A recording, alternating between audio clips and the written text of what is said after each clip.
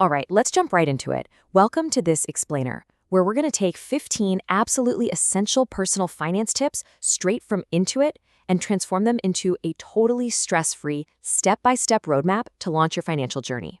Look, if you've ever felt like getting your money in order is just this giant, overwhelming mountain made entirely of confusing spreadsheets, you are definitely not alone.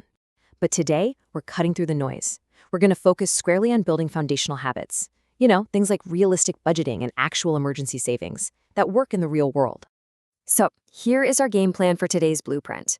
We're taking a massive topic and breaking it down into 5 totally manageable phases. Starting your financial journey, building a solid foundation, creating your safety net, accelerating your momentum, and finally, maintaining financial health. Let's kick things off right at the beginning. Phase 1, starting your financial journey. Because building the future you want literally always starts with just taking that very first step.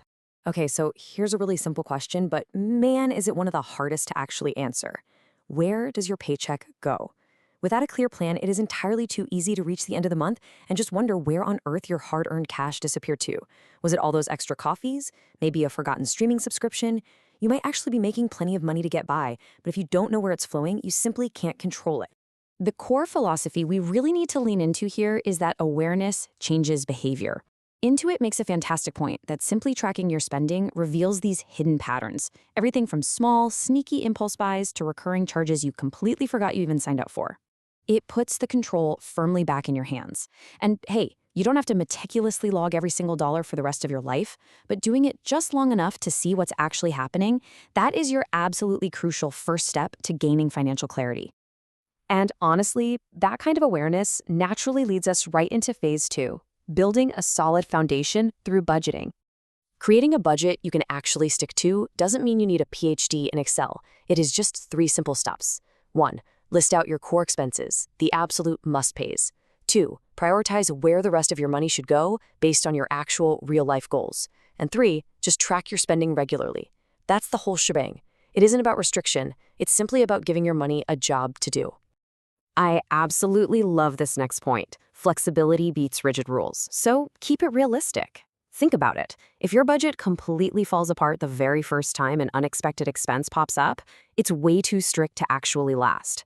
The goal here isn't perfection, it's consistency. Your budget really needs to breathe and flex right alongside your actual life.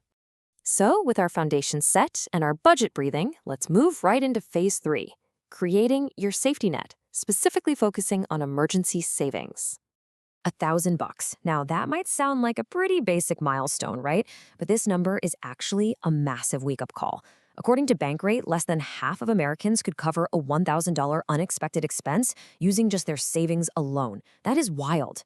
An emergency fund is the critical buffer that keeps a surprise flat tire or a medical bill from spiraling into a long-term financial disaster. But you might be wondering, how do I build that up if I'm already stretched thin? Well, consistency beats speed any day of the week. Even saving $25 or $50 at a time prevents those surprises from doing major damage. So start small if you need to, but the most important thing is that you just start. And to practically guarantee you build that safety net, you've got to use the pay yourself first strategy. Basically, this means moving money into your savings the absolute second you get paid, right before your discretionary spending even has a chance to take over. Better yet, automate those transfers. Turn saving money into a totally automatic background habit, rather than this stressful, highly tempting decision you have to make every single month. Now, it's also a really good reminder that not every big expense is a true emergency. Things like that inevitable check engine light, your annual subscriptions, insurance premiums, holiday gifts, these are coming. They're irregular, sure, but they are totally predictable. It's vital to plan ahead for these by setting aside small amounts throughout the year.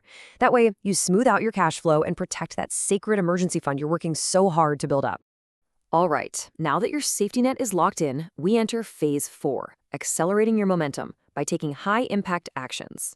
First order of business for accelerating growth, we have to talk about high-interest debt. Get this, Americans collectively owe over $1.2 trillion on credit cards, and typical interest rates are sitting above a staggering 25%. At those absolutely brutal rates, the interest is growing faster than the balance itself. No way around it. Tackling high-interest debt has to be your absolute top priority before it quietly drains all your cash flow. Put your extra payments exactly where the interest is doing the most damage.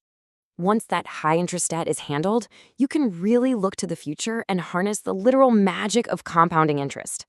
Just look at the difference here. If you contribute just $500 a month starting at age 25 versus waiting until age 35, wow, that 10-year head start can make a massive six-figure difference by the time you retire. Time is hands down the most powerful tool in your financial toolkit. So starting early gives your money exponentially more opportunity to multiply. But as you start growing your income, you have to watch out for a really sneaky trap: lifestyle inflation. A growing income too often invites growing spending, which can just stall your progress completely. As your momentum builds, say you get a raise or a nice bonus, direct that extra cash straight towards your savings or debt reduction instead of, immediately upgrading your car or moving into a pricier apartment. Try to keep those core expenses steady. And finally, that brings us to phase 5, maintaining your financial health through ongoing everyday habits. The good news is you really don't have to do all this in your head. Let technology do the heavy lifting. Lean on tools like budgeting apps, auto trackers, and retirement calculators to drastically reduce your mental load. Whether it's an app finding forgotten monthly charges or a visualizer that shows you the exact month you'll finally be debt-free, find the automated features that fit effortlessly into your natural routines. Your final ongoing habit is the monthly spending audit. I know, audit sounds a little intimidating, but it's really just 3 quick steps. Step 1, quickly scan your statements for patterns once a month. Step 2, cut expenses that don't actually match your priorities.